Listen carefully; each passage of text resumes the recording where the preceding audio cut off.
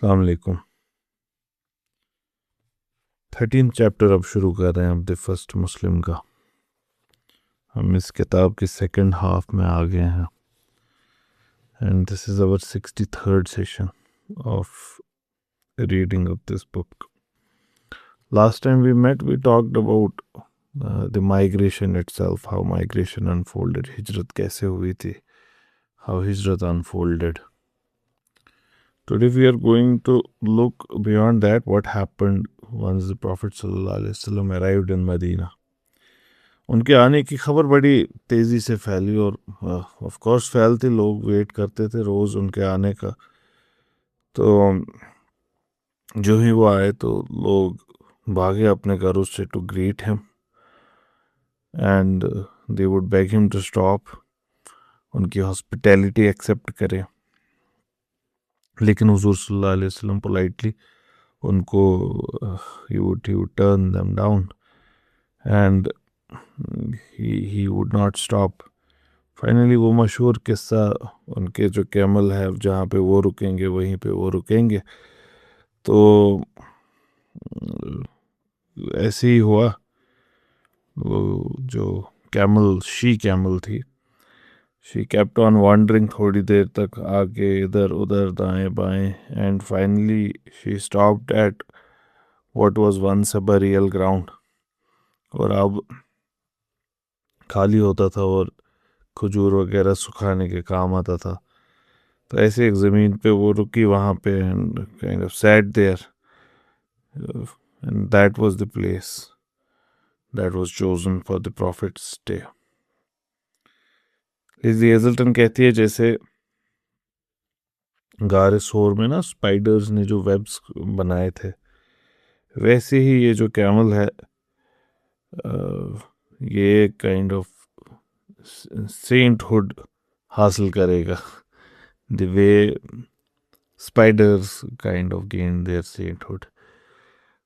तो she would be seen as a sainted creature, जिसको खुदा ने खुद गाइड किया कि कहाँ पे रुकना है। और जब वो झुकी और रुक गई, that's where the prophet dismounted और हिजरत मुकम्मल हो गई। इससे पहले मक्का बर्थ प्लेस था इस्लाम का, लेकिन क्रेडल जहाँ पे इस्लाम अब डेवलप होगा, अपने यूथ में एंटर करेगा, that was going to be this place,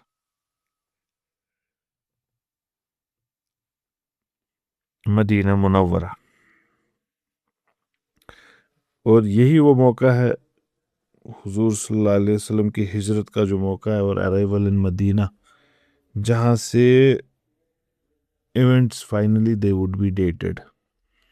पुराने ज़माने में और अरब्स के यहाँ किसी बड़ी इवेंट के साथ ही वक्त को मापा जाता था, द ईयर ऑफ एलिफेंट, तो ईयर ऑफ सॉरो, ऐसे ही मामला चलते थे कि इस साल ईयर ऑफ एलिफेंट, फिर ईयर ऑफ एलिफेंट के 2 साल बाद, that's how they work their calendar.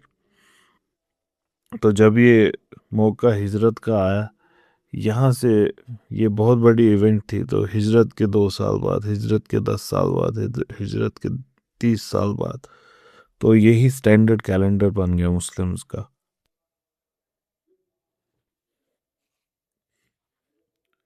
अच्छा, अब ये जो जहाँ पे रुके, ये ज़मीन किसी का तो रहा होगा। 2 ऑर्फन्स थे, खजराज क्लान के ही। हुजूर सल्लल्लाहु अलैहि वसल्लम के ग्रेट ग्रैंड मदर जो थी वो खजराज क्लान की थी, उसी क्लान के ये 2 ऑर्फन्स थे। ये अपने अंकल के साथ रहते थे।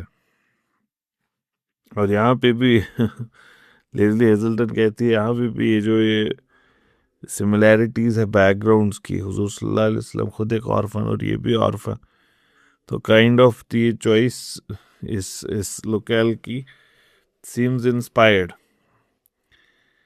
खैर, ये छोटा सा क्लान था और इनसे ज़मीन खरीद कर या इनसे ज़मीन लेकर ये किसी और को उतना ज़्यादा ना, कभी कभार क्या हो जाता है, योर चॉइस एंटेगनाइजेस अदर्स।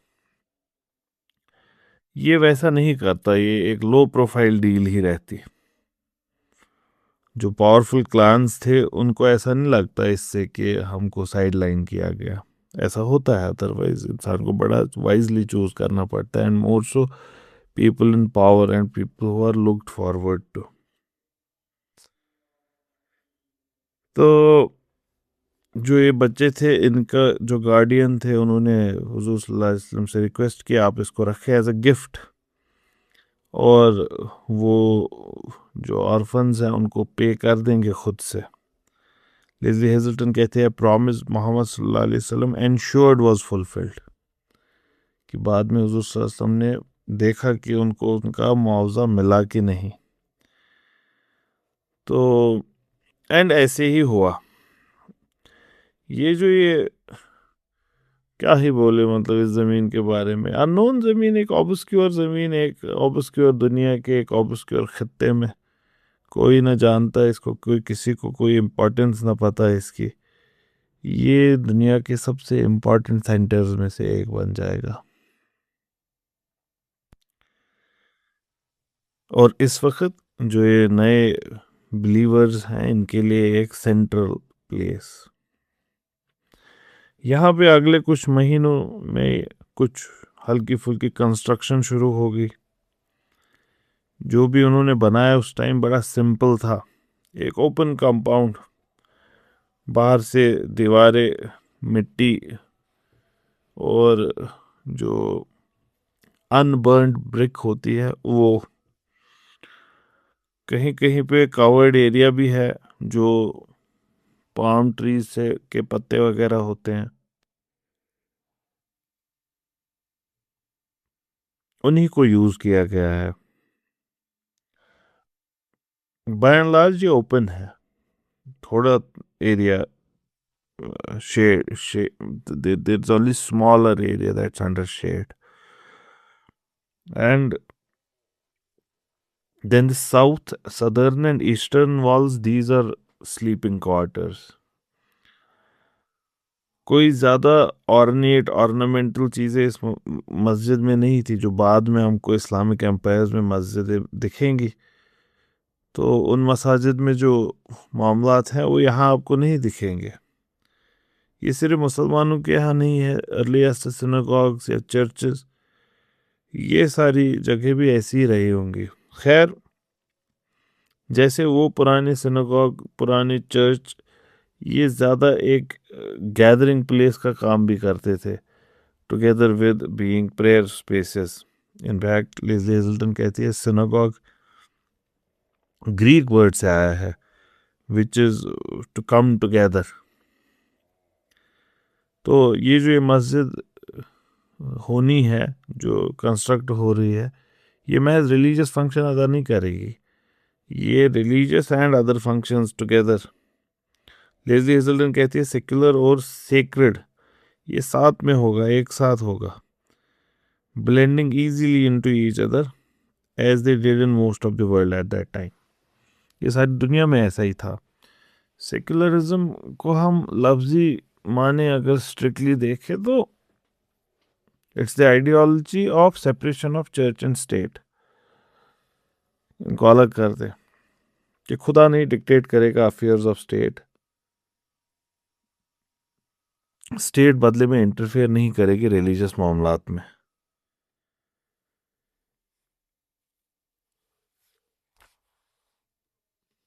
वेस्ट में काइंड ऑफ सेंट्रल है, उनके स्टेट बिल्डिंग में सेंट्रल है,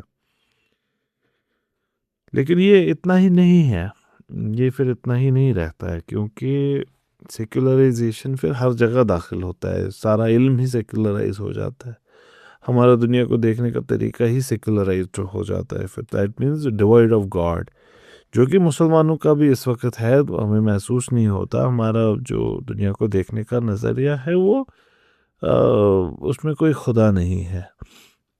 हम एक एथिस्टिक ज़िंदगी जीते हैं जिसमें कुछ रिचुअल्स हैं मज़हबी, बाकी तो ज़िंदगी हम भी एथिस्टिक ही जीते हैं, एज इफ खुदा नहीं है वैसी ही ज़िंदगी हम जीते हैं। तो खैर, मॉडर्न मुस्लिम इस मस्जिद में अगर कुछ पहचानेंगे वो है वो मेहराब, वो जो सामने होता है, वो एक छोटा सा नीश जहाँ पे इमाम साहब खड़े होते हैं, जो जिससे किबला भी पता चल जाता है। लेकिन ये किबला अभी मक्का की तरफ नहीं था, ये किबला जो नाइट जर्नी हुई थी इसरा, ये उस डायरेक्शन में था, दैट इज यरूशलेम। और इसी डायरेक्शन में यहूदी और क्रिश्चियंस भी, they would also turn to pray. पहला साल जो मदीना में गुजरा, ये जो मुहाजिर थे, they worked hard, harder than most of them had ever worked. ये शहर के रहने वाले लोग हैं, इनकी मसल्स वगैरह को ऐसे रहने की कोई आदत नहीं है, इतनी मशक्क़त करने की आदत नहीं है। ये ज़्यादा ताजिर लोग थे, या फिर दे would have the sheep, camel etcetera. Agriculture वगैरह ये बहुत कम करते थे, या फिर कंस्ट्रक्शन भी, वो भी बहुत कम करते थे। But they had to learn the hard way. And इसी में वो कहानी है हज़रत अली अलैहिस्सलाम की, and he was covered with this brick dust, मिट्टी लगी थी पूरी जिस्म पे, और हुजूर सल्लल्लाहु अलैहि वसल्लम ने उनको अबू तुराब बुलाया। तुराब मिट्टी को कहते हैं, the father of dust, Abu Turab. तो इसमें ये मशक्क़त का दौर था, इसमें बड़े सारे लोग बीमार भी पड़े, because they were very exhausted. खाने के लिए इन लोगों के पास ज़्यादा नहीं होता था, they would have a meal at the most, पूरे दिन में at the most they would have one meal. 2 meals तो बड़ी दूर की बात थी, 2 meals was a luxury. In fact if I am not mistaken, हुजूर सल्लल्लाहु अलैहि वसल्लम एक बार इनसे कहते, there would come a time when you would have 2 meals, and the सहाबी दे वर सरप्राइज्ड कि क्या सही में ऐसा कोई वक्त आएगा जब हम 2 बार खाना खा पाएंगे। तो इनकी जो डिजीज को फाइट करने की रेजिस्टेंस भी नहीं बची थी, दे वर सो मच एग्जॉस्टेड। तो इस पे लेज़ली हेजल्टन कहती है ये कहना बड़ा आसान होता है कि हम पुराने रिश्ते तोड़ के एक नई दुनिया शुरू करेंगे। It is one thing to bravely break old ties and commit oneself to a new way of being, लेकिन ये उससे बहुत बड़ी बात होती है एक्चुअली जीना इस नई जिंदगी में डे टू डे बेसिस पे। ये पहला दिन इसको कट करना, ये भी ब्रेव है, लेकिन इससे भी बड़ा ज़्यादा डिमांडिंग क्या होता है रोज़मर्रा की ज़िंदगी शुरू करना इस नई रियलिटी के साथ, उसकी छोटी मोटी निटी ग्रिटीज़ के साथ डील करना इस नई ज़िंदगी के साथ। तो किस चीज़ ने इनको ताकत दी होगी ऐसे मामले में? She says their heady sense of idealism, कि इनके दिमाग में जो आइडिया था वो बड़ा ताकतवर था, पोटेंट था, कि we are here with a purpose. हमें ऐसे नहीं है, ये मीनिंगलेस नहीं है हमारा यहाँ पे होना। ये महज एक बिल्डिंग नहीं बना रहे थे, महज एक नया घर नहीं बना रहे थे, ये एक नई सोसाइटी ही बना रहे थे, एक रेडिकली डिफरेंट कंसेप्शन कि कैसे लोग आपस में जुड़े। They were starting from scratch, they were trying to build the world anew. तो ये उनको कन्विक्शन देता होगा।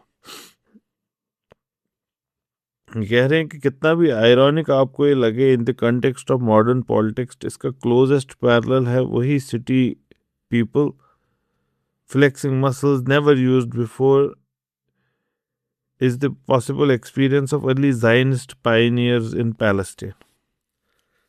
कि पहले पहले यहूदी आए थे फ़लस्तीन, वो भी इसी विगर के साथ आए थे। वो भी शहर के लोग थे, यूरोपियन शहरों के लोग थे।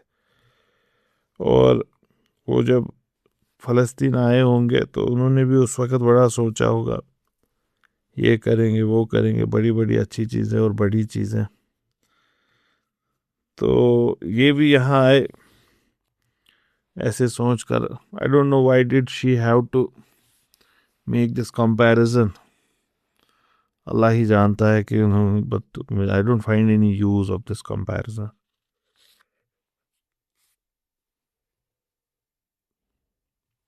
वट एवर द रीजन भी, हकीकत यह है कि मामला बड़े टफ हैं, but they are still going through it with great enthusiasm, and their sense of idealism would have given them this power. ये जो नई कम्युनिटी है यही अब नई फैमिली है। हुजूर सल्लल्लाहु अलैहि वसल्लम ने इंसिस्ट किया कि हर एक मुहाजिर अडॉप्ट कर ले इमिग्रेंट को। So the Medinan believers were to adopt them, not merely as a guest, कि आप हमारे यहाँ कुछ वक्त के लिए गेस्ट की तरह नहीं, like a brother, like a sister, ऐसे अडॉप्ट करना है। चाहे फिर जो भी एज हो, जो भी उनकी रिश्तेदारी हो, जो भी जहाँ से भी वो हो, डजंट मैटर। तो यही हुआ भी फिर। The Ansar took some of the Muhajirin into their homes as brothers. ये भी रेडिकली न्यू था। यहाँ पे जो ये बन रहा था ये बिल्कुल नया था, जैसे किसी ने कभी सुना ही नहीं था, वैसा था। फिर लेज़ी हेजल्टन कहती है अभी ये इसको इस्लाम नहीं कहते थे, ना ही वो खुद को they would refer to as Muslims with a capital M. That usage would come later after Muhammad's death सल्लल्लाहु अलैहि वसल्लम, as Islam spread out into the whole of Middle East and became institutionalized। जब इस्लाम institutionalise हुआ उसके बाद ये नाम पड़ा मुसलमानों को।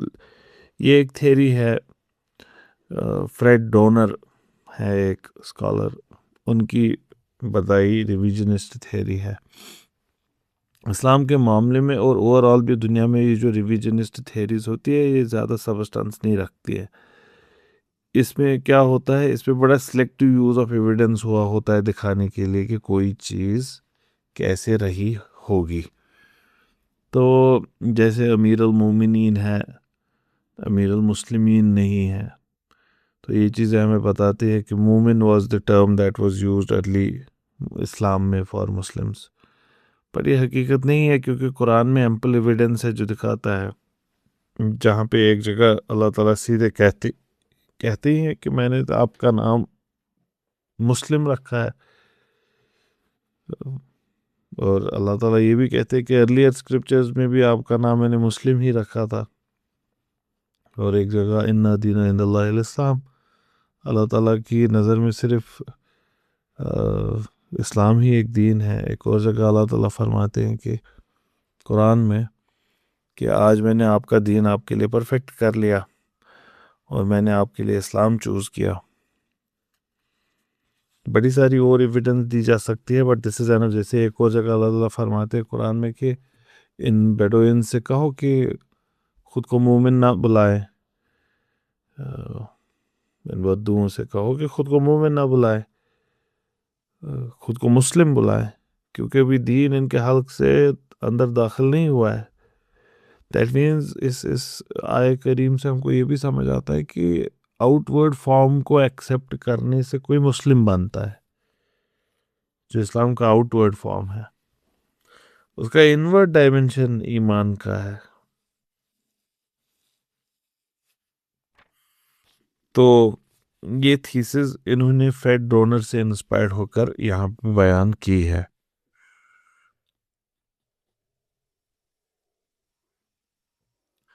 ये theory, why would she even quote it, why would she even place it? ये डाइल्यूट करता है ना कैरेक्टर मजहब का। ये डाइल्यूट करता है इस्लाम को। और सेक्युलरिस्ट्स की यही चाहत रहती है बाय एंड लार्ज कि देखो इस्लाम में यहूदी भी है, क्रिश्चियन भी है, ये सब एक साथ ही है। Of late, I have been thinking about tolerance,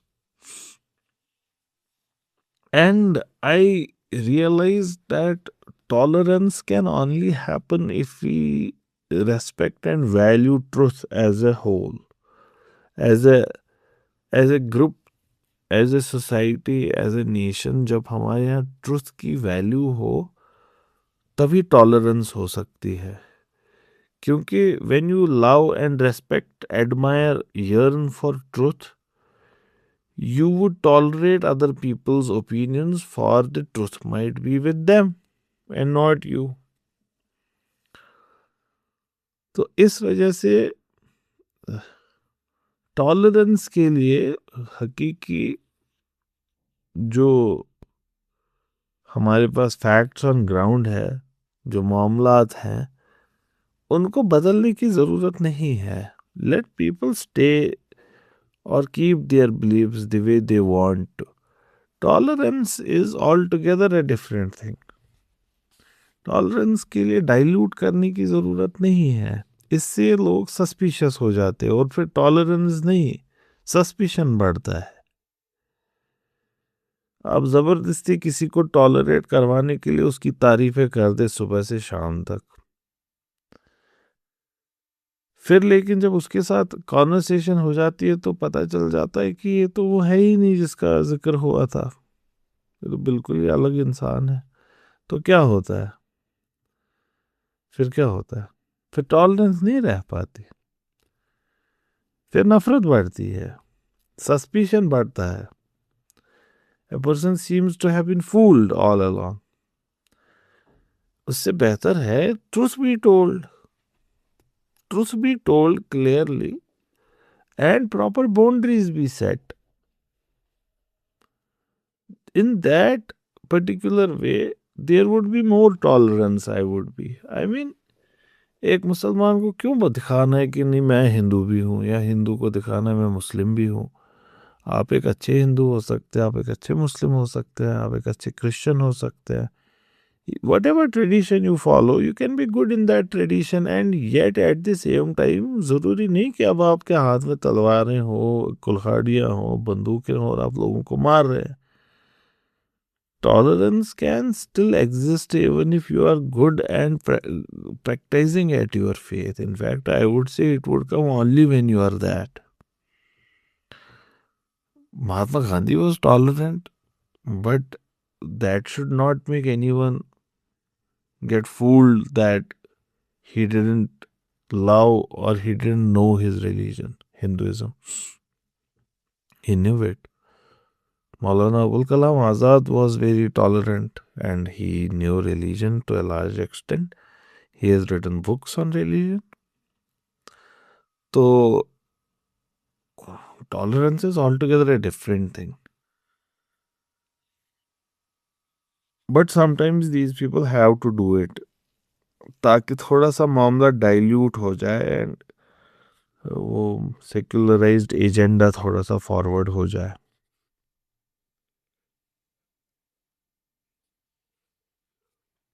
इस सब के बावजूद लेस्ली हेजल्टन कहती है हकीकत ये है कि कोई भी माइग्रेशन, कोई भी हिजरत मुकम्मल हिजरत नहीं होती।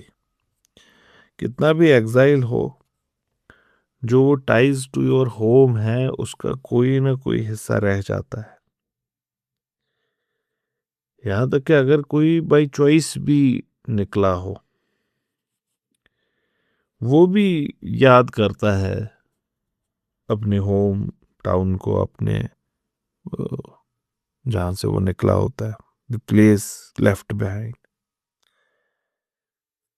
आजकल के ज़माने में भी लेस्ली हेजल्टन कहती हैं कि पहली खबर जो सुबह सुनेंगे लोग वो उनके होम टाउन्स की होती है, होम कंट्रीज़ की होती है।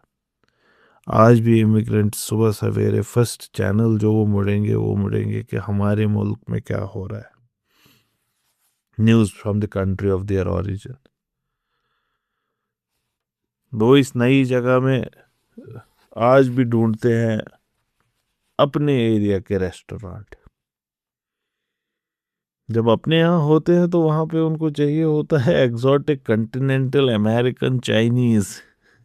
लेकिन जो चाइना में होते हैं तब उनको कश्मीरी वाजवान चाहिए होता है। यही हकीकत है, और उस वक्त भी ऐसा ही है। दूसरे शहर में जब होते हैं, आप अपने किसी को देखते तो उसके साथ दोस्ती बनाने की कोशिश करते हैं।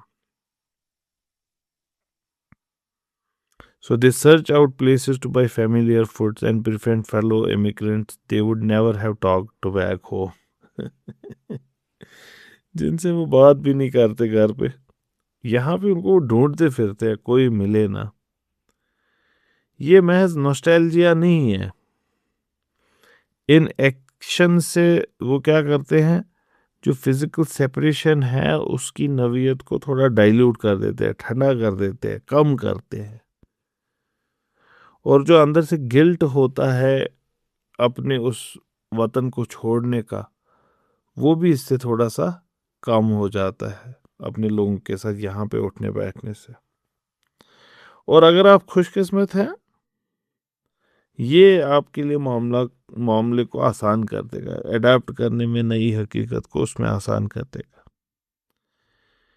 लेकिन जहाँ पे इमिग्रेशन चोजन नहीं है, फोर्स्ड है, वहां पे तो जिस जगह को आपने छोड़ा है उसकी सिग्निफिकेंस और ज्यादा बढ़ जाती है आपके दिल में और दिमाग में। एडवर्ड सईद लिखते हैं, exile is the unhealable rift forced between a human being and a native place, between the self and its true home. कई और मैंने आपके सामने जिक्र किया है कि जब आप कोई अच्छी किताब पढ़ते हैं ना, तो अच्छे लोगों के बारे में पता चलता है। Good books lead and guide you to other good books.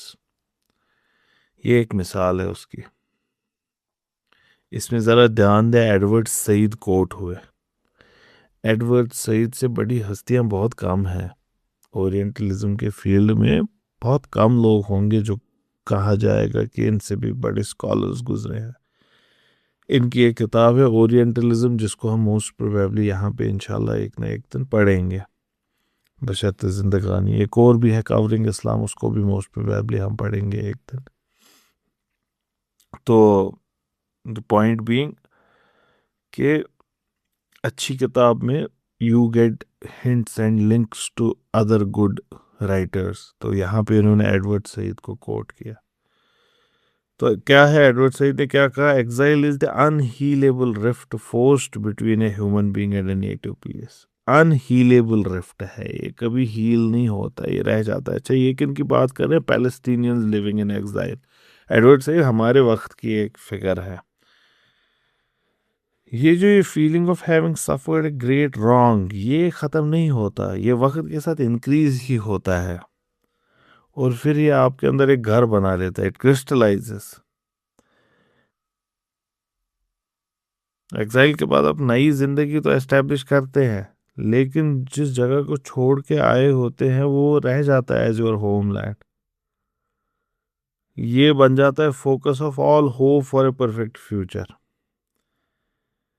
ये एक exile he, only an exile could conceive of ancient Palestine as the land of milk and honey। फिर क्या आप करते हैं, फिर आप अपने जहाँ से आपका एग्जाइल हुआ होता है ना, उसके साथ एसोसिएट करते हैं बड़ी खूबसूरत क्वालिटी, सब अच्छा था, कितना खूबसूरत था वो जहाँ से हमको निकाला गया है। Everyone has that kind of paradise of वो व्यू। लेस्ली हेज़ल्टन कहती है, चाहे वो फिर ओरिजिनली वैसे ना रहा हो, लेकिन जो स्टोरीज बिल्ड होंगी उसके अराउंड वो ऐसी ही होंगी कि एज वो जन्नत था। एग्जाइल में दे affirmed their belongings all the stronger. Lemon tree in the courtyard, olive trees in the grove, the life that once was and no longer is, all these became idealized in memory.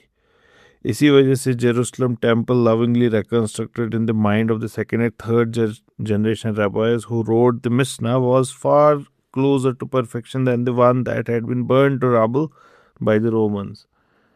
ये जो फिर हमारा तरीका होता है exile में अपने जो होम टाउन होता है, होम कंट्री होती है, होम नेशन होता है, उसको हम इतना बड़ा चढ़ा कर पेश करते हैं अपने सामने बिकॉज ऑफ दैट लॉन्गिंग कि वो बहुत खूबसूरत था। कहते हैं उसकी एक अच्छी मिसाल है कि कैसे यरूशलेम में जो ज्यूज का टेम्पल था बिफोर डिस्ट्रक्शन कितना ग्रैंड था, कितना भव्य था, कितना बड़ा था। क्रेजी हेजल्टन कहती है हकीकी जो असलियत में था टेम्पल जिसको रोमन ने तोड़ा था, वो बिल्कुल ऐसा नहीं रहा होगा। ये जो अर्ली साल मदीना के थे, इसमें एक और वजह से ये सेंस जिंदा रहा।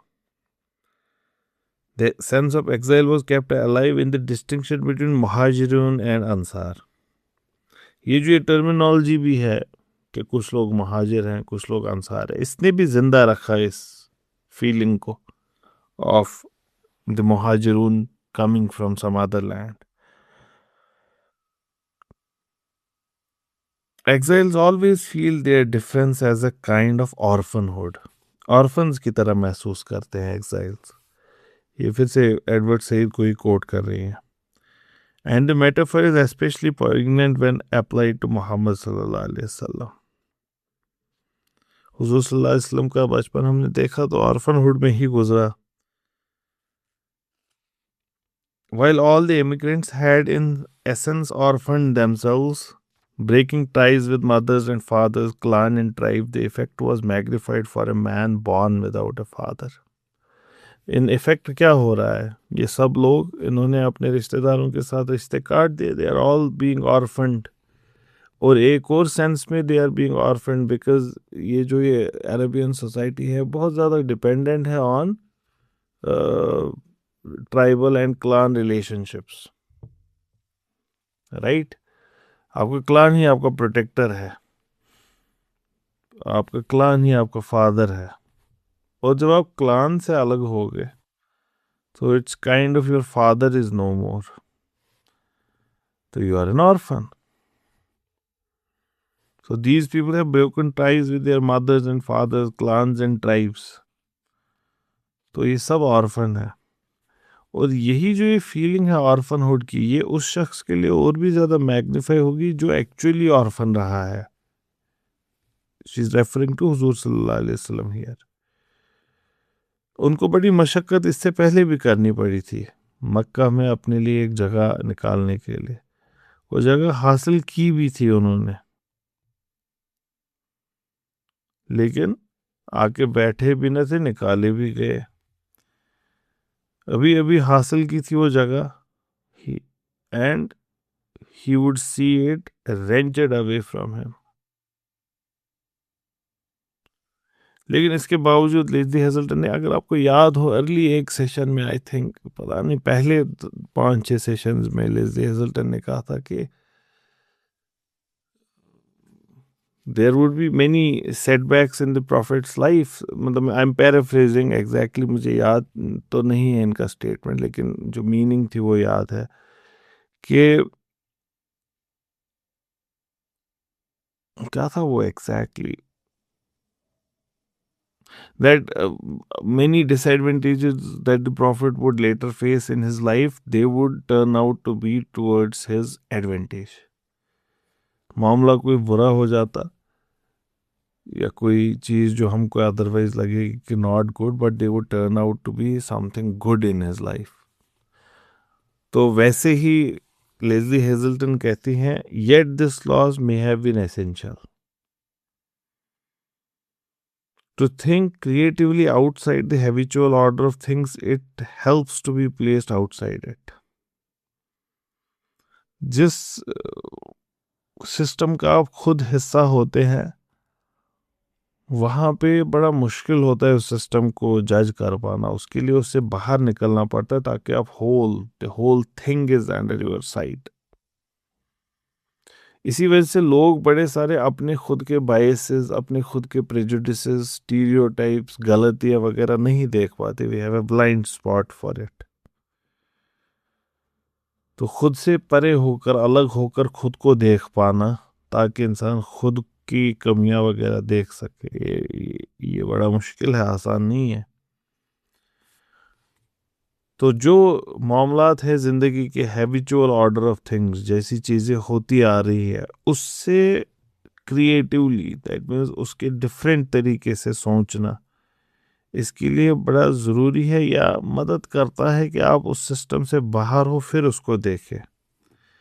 जितना भी ये दर्द दे आपको, being hounded out of Mecca may have been the best thing that could have happened.